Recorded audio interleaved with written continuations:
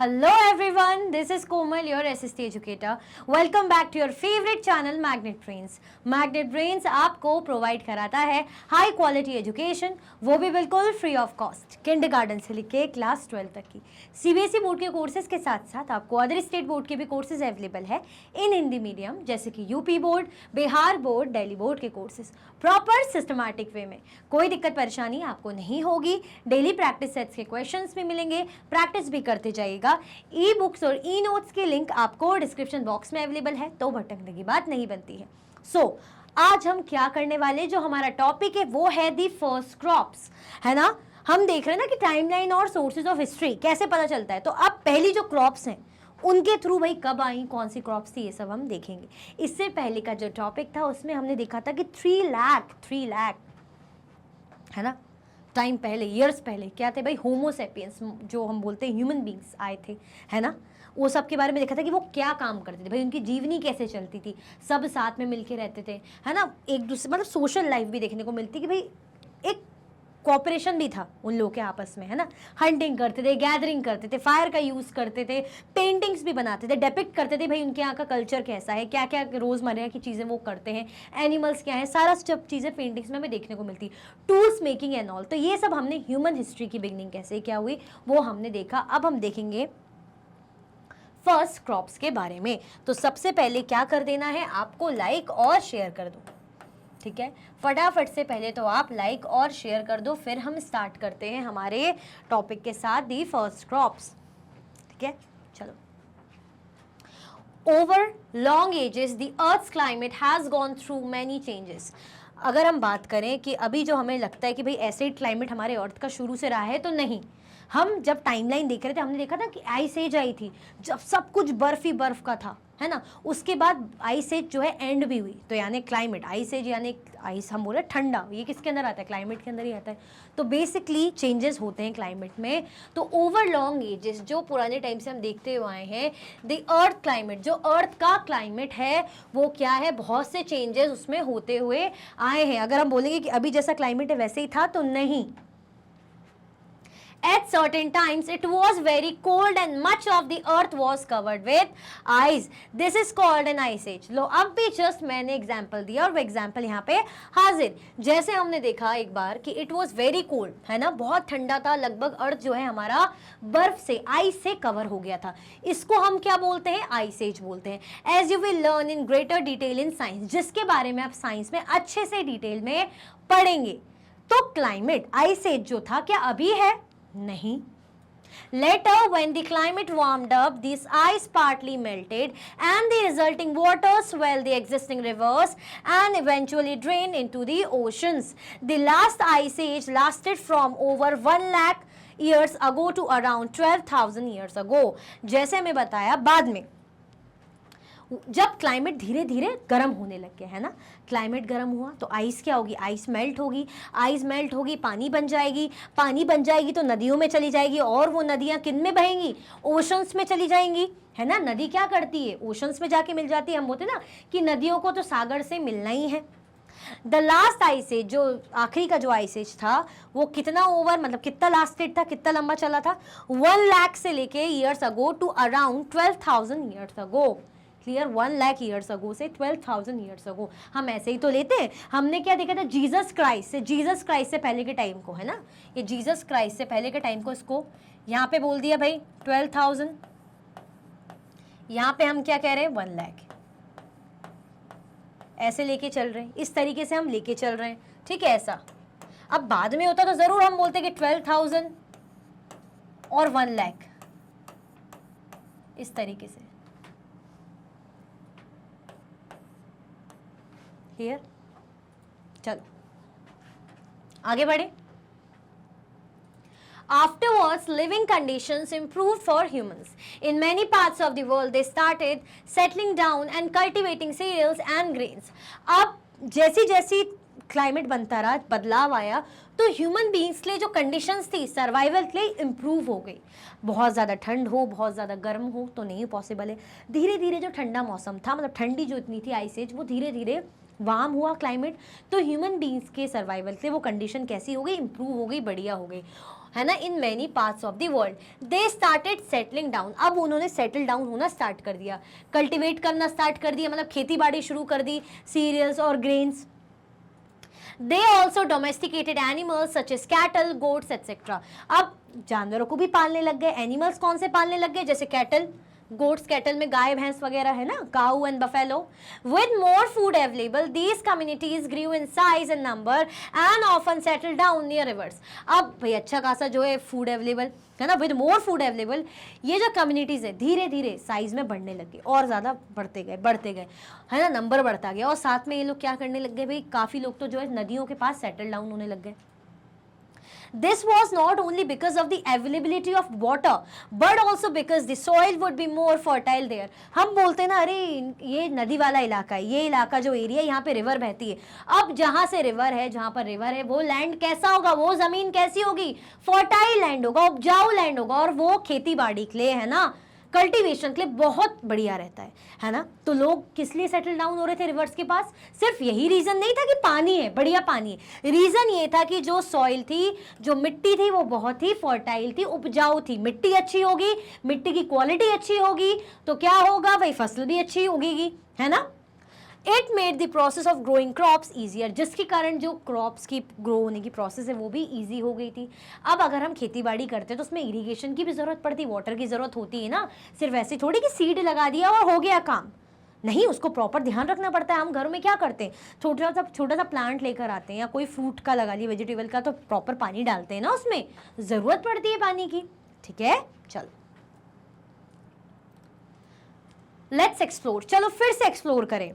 Page 71 में है, observe the scene of the next page. Next page में आपको सीन दिया हुआ है। It depicts an agricultural community from a few millenniums ago. List the main activities you can identify. ये जो scene है हमें एग्रीकल्चरल कम्युनिटी का दिख रहा है कि ऐसे लोग जो खेती बाड़ी करते हैं। फ्यू मिलेनियम्स अगो, मिलेनियम्स मतलब 1000 ईयर्स अगो, है ना, 1000 ईयर्स अगो, है ना, फ्यू। हमें मेन एक्टिविटी, क्योंकि हमने देखा था ना मिलेनियम 1000 ईयर्स का पीरियड होता है, सेंचुरी 100 ईयर्स का और डिकेड्स 10 ईयर का।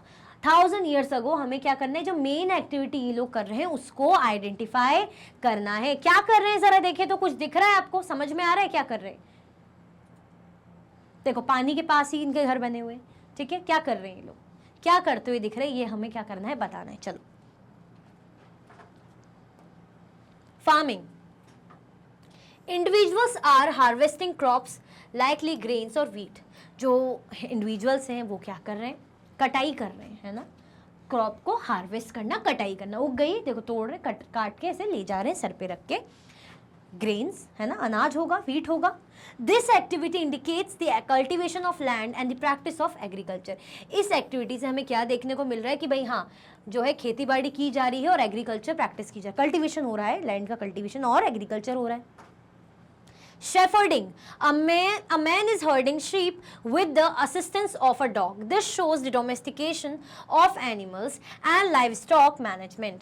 अब यहाँ पे क्या दिख रहा है कि भाई एक मैन है, मैन यहाँ पे जो है शिप को लेकर घूम रहा है, शेफर्ड जिसको बोल रहे हैं ना, पीछे डॉग है। हम जैसे तिब्बत या पहाड़ों वाले एरिया में हमें देखने को मिलता है ना, कि आपने शायद हो सकता है काफ़ी वीडियोस रील्स भी देखी होगी, मैंने भी कल ही परसों देखी थी, कि ऐसे डॉग्स जो है हायर किए जाते हैं ना, ऐसे डॉग्स ट्रेन करके रखे जाते हैं जो पूरी इतने बड़े शिप की हर्ड को, है ना, जो है झुंड को, भेड़ों की झुंड को आराम से कंट्रोल कर लेते पूरा। इतनी मतलब अगर वो इधर उधर जाएंगी तो डॉग इतनी तेज़ है, तो इस टाइप के डॉग इतनी तेज़ भागते हैं, ध्यान रखते हैं, है ना। तो इनको इसीलिए रखा जाता है नज़र रखने के लिए, कि कोई अगर बड़ा जानवर अटैक ना कर दे, वोल्फ वगैरह, टाइगर, लेपर्ड, है ना, कोई अटैक ना कर दे।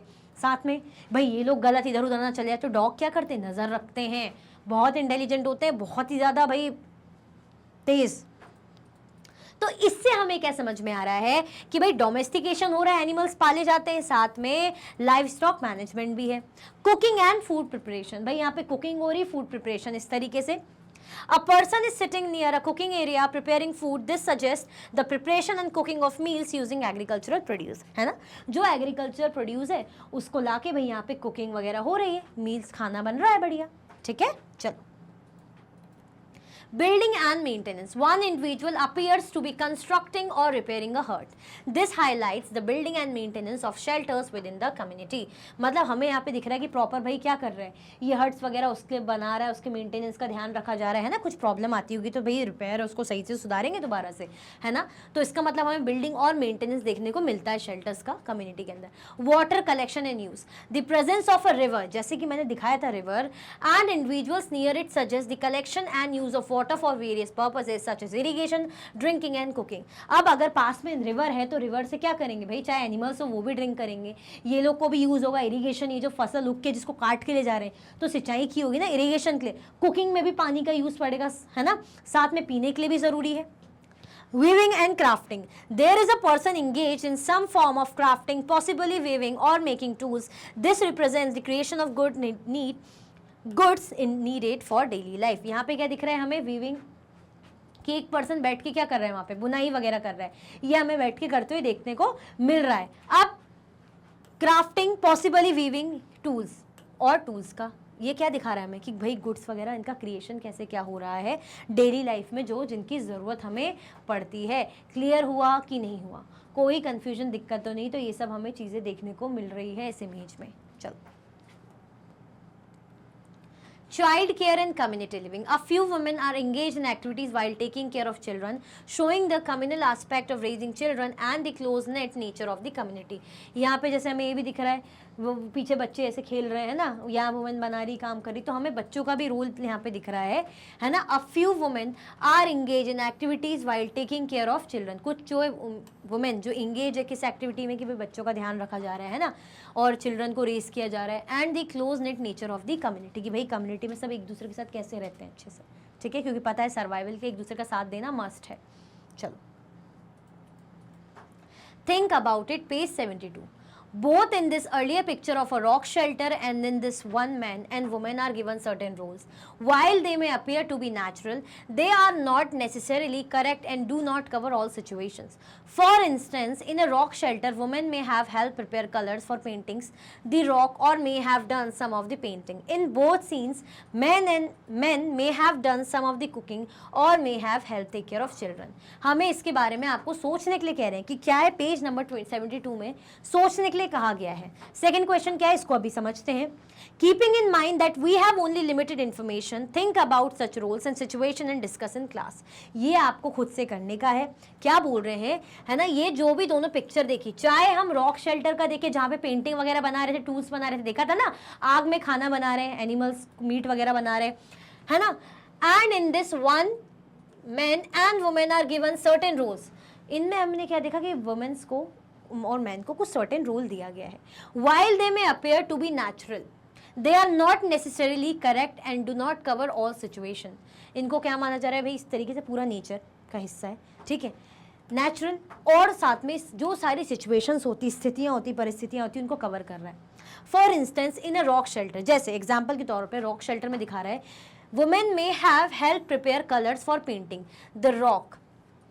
वुमेन्स क्या कर सकती, भाई कलर्स वगैरह को प्रिपेयर करने में हेल्प करती होगी। जो रॉक में वो पेंटिंग कर रहे थे, है ना, दिख रहा था ना, एक आदमी रॉक में पेंटिंग कर रहा है, तो जो वो पेंटिंग कर रहा था तो हमें दिखा सकते हैं कि भाई उसमें हो सकता है वुमेन ने कलर वगैरह बनाने में हेल्प की हो, है ना, और may have done some of the paintings, और भाई कुछ पेंटिंग भी की हो।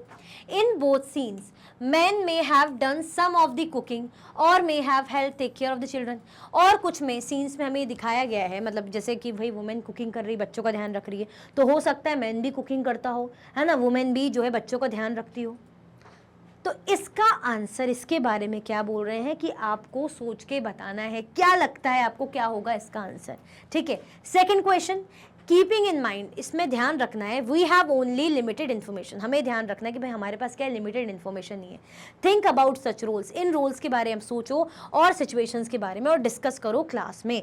हम कह रहे हैं कि यही दिखाया जा रहा है कि मैन जो है काम कर रहा है, पेंटिंग बना रहा है, तो हो सकता है वुमेन ने कलर तैयार करा हो। हमें दिख रहा है कि वुमेन कुकिंग कर रही, बच्चों का ध्यान रख रही, तो हो सकता है मैन ने भी कुकिंग करी हो या वुमेन ने जो है मतलब मैन ने भी ध्यान रखा हो। तो इस चीज़ के बारे में, इन रोल्स के बारे में आपको क्या करना है ना, क्योंकि जो हम कह रहे हैं ना हमारे पास तो सिर्फ लिमिटेड इन्फॉर्मेशन है, इसके बारे में आपको क्लास में डिस्कशन करना है, तो ज़रूर क्लास में डिस्कस कीजिएगा। ये क्वेश्चन मैं आप पे छोड़ती हूँ, ठीक है। क्लियर हुआ? क्योंकि थिंक अबाउट इट है, आप सोचोगे नहीं, दिमाग नहीं चलाओगे तो काम कैसे चलेगा, क्योंकि मस्ट है ये तो। आगे बढ़े, चलो। As communities grew, so did their social complexity. जैसे जैसे communities जो है grow करती है, social जो सामाजिक कॉम्प्लेक्सिटी, जटिलता, वो भी बढ़ती है। लीडर्स और chieftains were responsible for the well-being of the people and everyone collectively worked towards the community's welfare. For example, there was no sense of individual ownership. The lands were collectively sowed and harvested. हमें क्या बोल रहे हैं? Leaders और chieftain, leader की बात करें, chief की बात करें, were responsible for the well-being of the people. हम बोलते हैं ना, ये हमारे एरिया का लीडर है, चीफ है, अगर कोई दिक्कत होती है तो भाई इनसे बात करते हैं, उनका ध्यान, उनका जो है फर्ज बनता है हमारा ध्यान रखते हैं। जैसे राजा प्रजा के भाई रक्षक होती है एक तरीके से, है ना, राजा जो है प्रजा के लिए है। जैसे हम बोलते हैं ना, हमारे जो लीडर्स हैं, जो हमारे नेता हैं, वो किसके लिए? वो हमारे लिए ही है, हमारी रक्षा के लिए ही है और हमसे ही बनाए गए हैं, हमने ही वोट दिए। चलो राजा महाराजा लीडर के टाइम पे, उस टाइम पे तो नहीं था voting. And everyone collectively work towards the communities welfare, और हर सब लोग मतलब मिल के काम करते कम्युनिटी के वेलफेयर के लिए, कि कम्युनिटी भाई अच्छे से चले, कोई दिक्कत ना हो, सबके साथ सही से चीज़ें। हम बोलते हैं अरे इनके वेलफेयर के लिए काम करना, वेल बींग के लिए, अच्छे के लिए, welfare, health, prosperity and well being. जैसे मैंने बताया ना, हेल्थ के लिए हो, चाहे प्रोस्पेरिटी के लिए हो, चाहे वेल बींग के लिए। For example, there was no sense of individual ownership. The lands are collectively sown and harvested. कोई ऐसा सेंस नहीं था कि हम बोलेंगे भाई इंडिविजुअल ओनरशिप, कि ये इन्हीं का है, ये जैसे हम बोलते हैं अरे ये तो ज़मीन इनकी है, तो यहाँ पे तो यही करेंगे खेती। नहीं, ऐसा कुछ नहीं था। क्या कह रहे हैं यहाँ पे? इंडिविजुअल जो बोल रहे हैं ओनरशिप, ऐसा कुछ भी सेंस नहीं, ऐसी चीज़ थी नहीं। और जो ज़मीन, जिस ज़मीन पे लोग खेती कर रहे हैं, सब साथ में मिलके बोते थे और हार्वेस्ट भी करते थे। क्लियर हुआ कि नहीं हुआ? ठीक है, चलो। As time went by, hamlets grew into sizable villages that exchanged goods, mostly food, clothing and tools. Hamlet क्या है? A small settlement or small village. Hamlet, आप ये सोच रहे हो कि मैम हेलमेट को हेमलेट बोल रही गलती से। नहीं भाई, ये टर्म ही है। अब टर्म है तो भाई पढ़ना तो पड़ेगा। ये टर्म क्या कह रहा है? हेमलेट मतलब एक छोटा सा सेटलमेंट या स्मॉल विलेज, छोटा सा गाँव। As time went by, जैसे जैसे टाइम भाई बीतता गया, hamlets grew into sizable villages. जो छोटे छोटे विलेजेस हैं, सेटलमेंट है भाई, जो है बनने लग गए, विलेजेस में बनने लग गए, है ना। दैट चेंज्ड गुड्स, जो क्या करते थे? गुड्स चेंज करने का काम करते थे एक दूसरे से। जैसे खाना एक्सचेंज कर लिया, क्लोथिंग एक्सचेंज कर ली, टूल्स एक्सचेंज कर लिए। जो बड़े धीरे धीरे ग्रो कर रहे थे, एक दूसरे से चीज़ें एक्सचेंज करने लगे।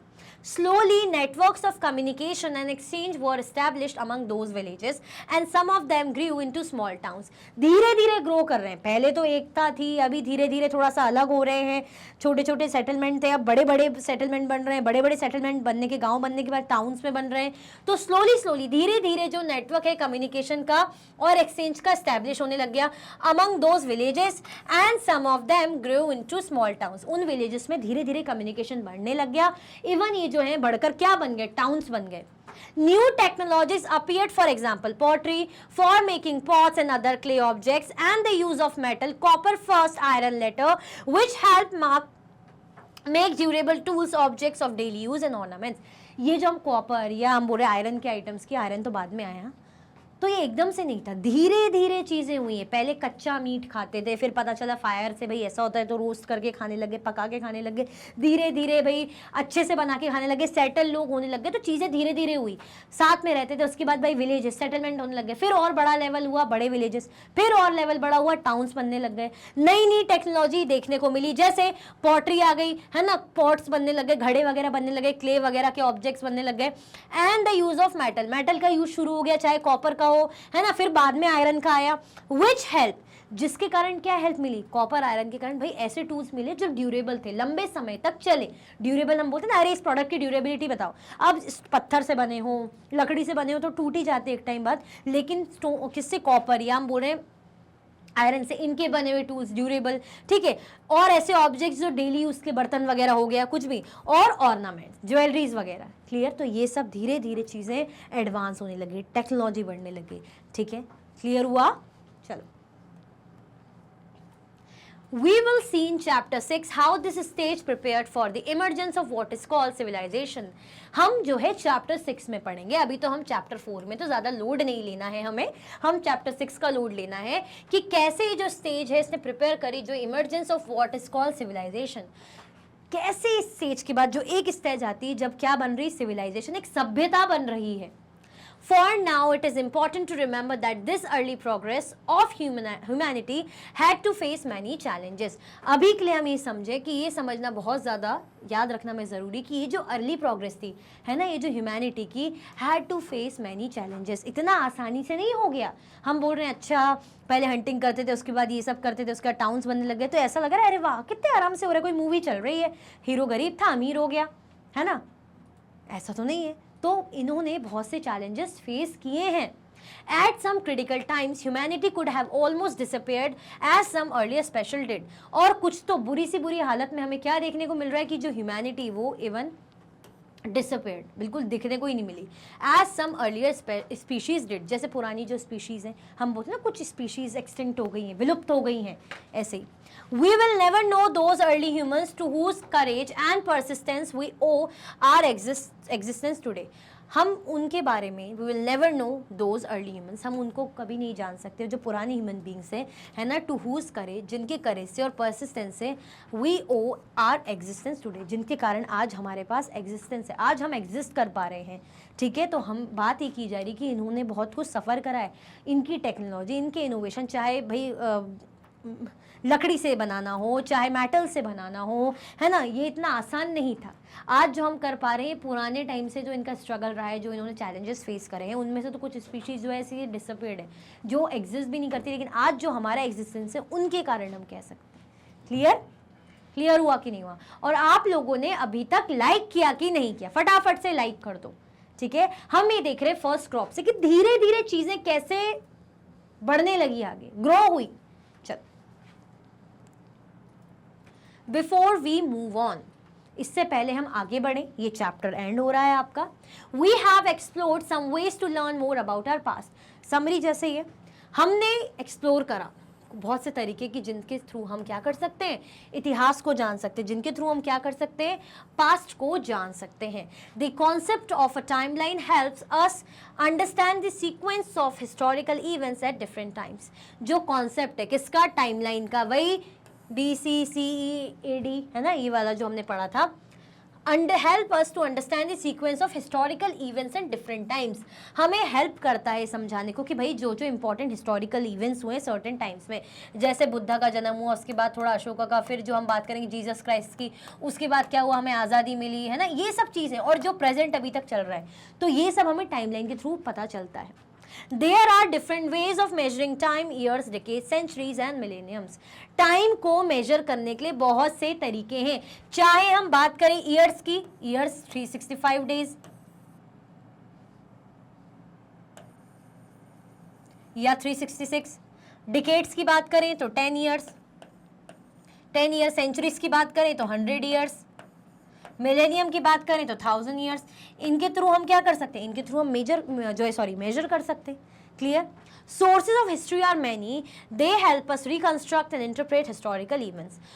हिस्ट्री के सोर्सेस मतलब जिनके थ्रू हमें इतिहास यानी पास्ट का पता चल सकता है, वो बहुत सारे हैं। वो हमें रिकंस्ट्रक्ट करने में, इंटरप्रेट करने में, जो भी ऐतिहासिक इवेंट्स हुए हैं उनके बारे में बताने में बहुत हेल्प करते हैं वो सोर्सेस, चाहे वो कॉइन्स हो गए, चाहे कुछ स्कल्पचर्स के थ्रू, पॉटरी के थ्रू। ठीक है, We have also had a brief look into the lives of early humans.